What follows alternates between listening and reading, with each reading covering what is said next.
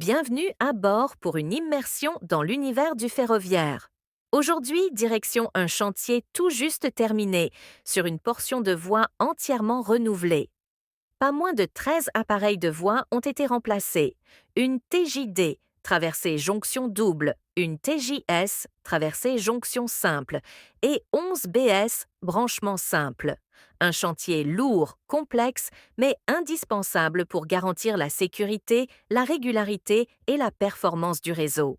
Cette portion, devenue vieillissante et difficile à entretenir, nécessitait un renouvellement complet, y compris du ballast. Ce que vous voyez, c'est une infrastructure entièrement rénovée. Rails, ballast, traverses systèmes électriques, tout est neuf. La plateforme est propre sans aucune présence humaine à ce moment-là. Le chantier est terminé et la voie est prête à être rendue à la circulation. Avant la fin du chantier, il a fallu réaliser de nombreux contrôles. Vérification géométrique de la voie, nivellement, gauche sur 3 mètres, dressage de la voie et sa position exacte au millimètre par rapport à des repères. Serrage des attaches, travelage, écartement, vérification du bon fonctionnement des aiguilles. Cotes spécifiques aux appareils de voie, comme la protection de pointe ou les libres passages des traversées. Contrôle des joints isolants, collets et joints ordinaires.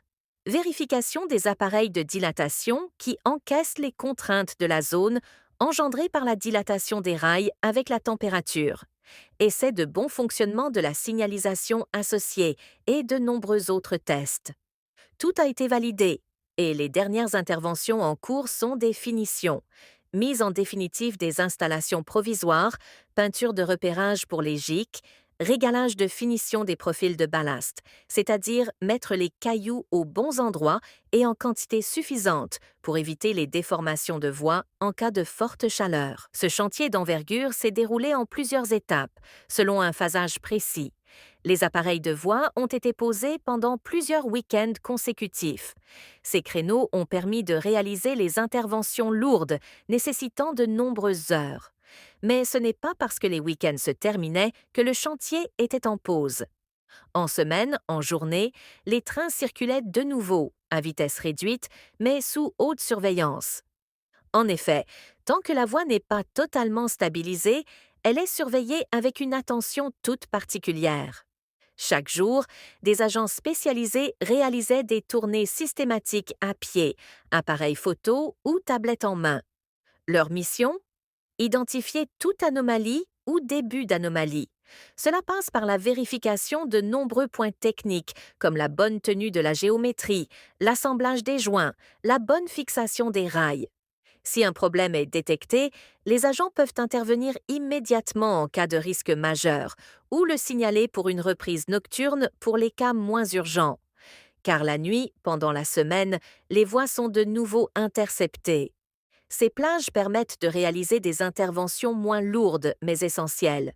Soudure, rectification des non-conformités, nettoyage, normalisation des contraintes par incorporation pour les appareils de voie et plein d'autres opérations techniques. Ce fonctionnement alterné entre intervention week-end, surveillance jour et opération nuit est typique des grands chantiers ferroviaires en zone dense. Il permet de minimiser l'impact sur le trafic, tout en garantissant un niveau de sécurité maximal, du premier train du matin jusqu'au dernier train du soir. Tout est documenté, tracé, suivi, dans un processus de rigueur qui illustre parfaitement l'exigence du monde ferroviaire. Au final, de nombreuses équipes ont travaillé ensemble. Les équipes voient qui gère l'infrastructure elle-même et sa géométrie en opérationnel et gèrent la surveillance de la zone. Les équipes du service électrique pour les installations de sécurité électrique, la signalisation, etc.